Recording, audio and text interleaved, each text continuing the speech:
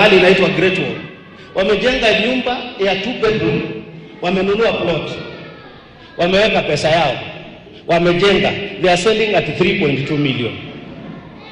Sasa huyu jamaa naye anakuja anachukua shamba yenu kwanza, alafu anaingia mifuko anatoa pesa, alafu anajenga anauzia watu 3.15 million. Isn't that market rate?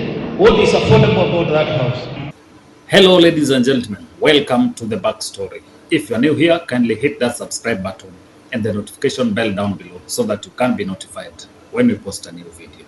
Now ladies and gentlemen, if you've been wondering why the UDA politicians have been pushing for the implementation of housing levy, then sit back and watch this, because Jubilee members of parliament or leaders affiliated to President Uhuru Kenyatta have revealed why this has been happening. And if you thought that the ruling by the Court of Appeal was going to put an end to the housing levy, then you are in for a rude shock. Because according to Murkomen, who is the Cabinet Secretary Transport, and Kimani Ichung'wah, the housing fund is set to come back in the next 2 months. And apparently, they are working on a new bill. Mimi niko kwa uongozi ya umoja chini ya rais wetu William Ruto na naibu wa rais Rigathi Gachagua. And let me say this, we are united as one team, as government. We are one focused government focusing on development of the people of Kenya. Na mimi kama katika baraza la mawaziri nataka niwahakikishie we will work together to make a difference. The last, msiogope hii maneno ya kotini.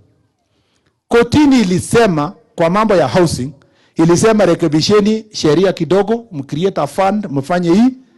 Ikakuwa tu hawa majudges wa Court of Appeal wameharakisha kutoa kutoa ile order yenye stay ilikuwa, wangetupatia tu time kidogo, na wanajua kweli bunge itabadilisha vile itabadilisha.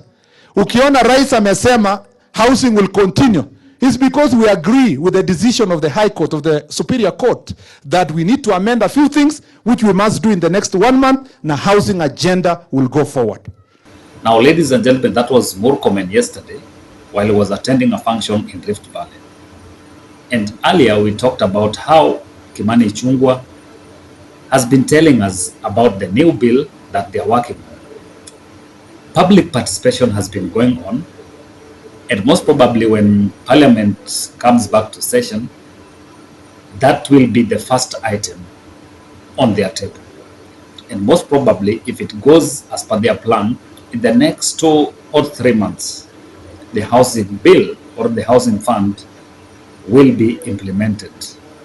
But now, yesterday, some Jubilee affiliated members of parliament or leaders were attending a function in Kikuyuni, and they made a serious revelation as to how people within the Kenya Kwanza administration have been angling for tenders, and that is why they have been pushing for the implementation of the housing fund, even though Kenyans are suffering, or even though so many Kenyans are complaining about it.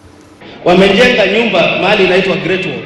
Wamejenga nyumba ya 2 bedroom, wamenunua plot, wameweka pesa yao, wamejenga, they are selling at 3.2 million. Sasa huyu jamaa naye anakuja anachukua shamba yenu kwanza, alafu anaingia mifuko anatoa pesa, alafu anajenga anauzia watu 3.15 million. Isn't that market rate? What is affordable about that house? Uhuru built affordable housing without asking for a single penny from Kenyans. Those houses are starehe. The MP will come here and tell you, na ziko kwingine kwingi zimetengwa. Hata zingine mnaona zikifunguliwa saa hii, zilianzishwa na Uhuru. He did not ask for money. The thing that we have seen has annoyed our government the most is the court ruling on affordable housing. And it has become almost very personal. The fight is almost personal. So wakienda kwa rally na kwa juu ya magari wanasema the reason they are fighting is because they want to use that program to create employment for our young people. But do you know why that is a lie? If they really cared about creating employment for our young people, vile waliingia kwa serikali, kuna vitu wangeanza kufanya. Ya kwanza ni kuensure bei ya mafuta haipandi. La pili ni kuensure that production of commodities has gone down. If you want to create employment, manufacturing is a key factor in any country in creating employment. Lakini sasa waliingia wakaanza kuimport kila kitu kutoka nje. Cartels zikashikana, cartels of friends of the president wakashikana, wakaleta mafuta. Si ndio walifanya mafuta ya kupika, they brought edible oil. What happened? Companies that produce edible oil had to fire people, had to retrench, because they can no longer afford to they can no longer afford to pay employees, because they are not, whatever they are producing is not being bought. So how can they be telling us they are creating employment, yet zile kampuni ziko zina produce kutoka hapa nchini zinafaa kufunga ama zinafaa kuretrench sababu mmeenda mmeleta kila kitu kutoka nje? Kule Mwea wakulima walikuwa wanalia, tuko na mchele yetu hapa, tumepanda, tumevuna, lakini mchele inaletwa kutoka wapi? Kutoka nje. Duty free. People make billions with those duty free importation. Mkulima alikuwa maybe ameajiri watu 3 4 sababu wanapanda mchele, akahapu wafanya nini? Akahapu kutoa kazi. So everything they have done systematically, they have been reducing employment in this country. They have been leading to their actions have led to closing of companies retrenching, but they are telling us they are building houses, ndio waajiri watu. And we know the reason they are very personal about that issue of affordable housing ni sababu wamejipatia supply ya hizo vitu zote zitajenga hizo nyumba. Mambo ya kibiti ni wao, mambo ya zile steel zitatumika ni yao. Hivyo they have given themselves all those tenders to supply for the building of those houses, of that housing project. Wakituambia ati ni employment wanataka to create. If they want to create employment in this country, let them work on the dollar so that investors can keep coming. Let them work on reducing the cost of production in this country so that different companies, manufacturing can thrive in this country, cottage industries can thrive in this country, and when they make the business environment work, we will not need them to build houses or to tax people to build houses in the name of their creating employment. If they allow the business environment to work, if they make the cost of doing business in this country, come down, then the jobs will naturally come. But sasa kutuambia ati hii nyumba ndio italeta makazi, na ni wao wanajitekelezea kazi, ni hata mgani ataweza kununua nyumba for 3 million? It's all a lie, it's all manipulation. Now, ladies and gentlemen, I tend to agree with what the leaders are talking about, because if you look at how this housing levy is being pushed down Kenyans' throats, even during hard economic times, you tend to ask yourself so many questions. And then you look at it and you ask, Kenya Kwanza is telling Kenyans that they are creating job opportunities for Kenyans. But if you look at the report which was presented by the Kenya Association of Manufacturers and FKE, Federation of Kenya Employers, they are talking about 70,000 Kenyans who have lost jobs because of the harsh economic situations and the taxation of the taxes that have been introduced by the Kenya Kwanza administration. Secondly, is the fact that Kenyans have been complaining of the harsh economic times. And you ask yourself, construction the only manufacturing sector in this country? Because if you're saying that you're going to create employment in the manufacturing sector, there are so many sectors that do manufacturing. So is it in order for Kenyans to lose jobs in other sectors so as to get Kenyans employed in the informal sector? Because mijengo and plumbering and all that are in the informal sector. So is it in order for the government to lose revenue from other sectors of the economy so as to achieve what they call as their pet project? So there must be something that they're hiding from Kenyans. And if you look at what the Jubilee leaders have talked about, it makes a lot of sense. Then secondly, there is this issue. Kenyans per se are not against the housing the affordable housing. What Kenyans are against is the housing levy or the fund itself, because the Kenya Kwanza administration has made it to be kind of mandatory. They should have made it to be optional. Someone decides on what to do. If you want to, because if you look at Kenyans, there are so many people who have houses. So what happens to them? The guys who already have houses, the guys who have mortgages, what happens to them?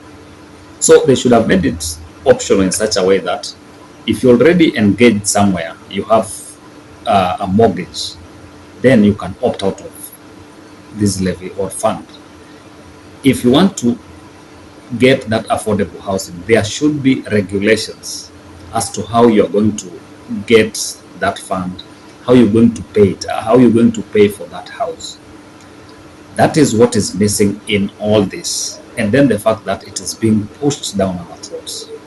Right now, the economic situation does not allow Kenyans to even squeeze some more money out of their pockets. And that drives me to one issue that the Kenya Kwanza administration need to consider, is the fact that however much they promised Kenyans or promised hustlers affordable houses, but is it in order for them to implement all these projects at the same time? Because look at it, we have the universal health care, we have affordable housing fund, we have NSSF, which has also been increased by close to, I don't know what percentage. Then there is the high cost of living, which is driven by the high cost of fuel.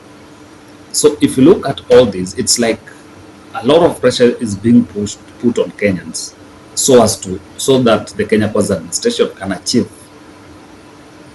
some of the promises that they made in their manifesto. What the Kenya Kwanza administration need to do is to do these projects one by one, piecemeal. Take, for example, if they were to take the universal health, work on it for like 1 year or 2 years. Do it, work on it in such a way that it becomes a success within 1 or 2 years. Then get to another project, maybe that housing. But housing, just as I've said, Kenyans do not have a problem of housing. And Kenyans are not against the affordable housing. That is something that the government can do using the funds that are generated from tax, instead of putting it as a levy. So putting it as a levy makes it mandatory, said that Kenyans have to contribute to it. So in all this, I think there is a clique of politicians within Kenya Kwanza, just as the Jubilee leaders have said, who are so hell-bent in making money out of all this, regardless of what Kenyans are going through. So it's something that the Kenya Kwanza administration needs to listen to Kenyans and then come up with a different way of implementing some of these policies. So ladies and gentlemen, that is it from us today. If you're new here, kindly hit the subscribe button and the notification bell down below so that you can be notified when we post a new video. If you have any feedback for us, you can comment on the video down below. You can also share our content. Until next time, ladies and gentlemen,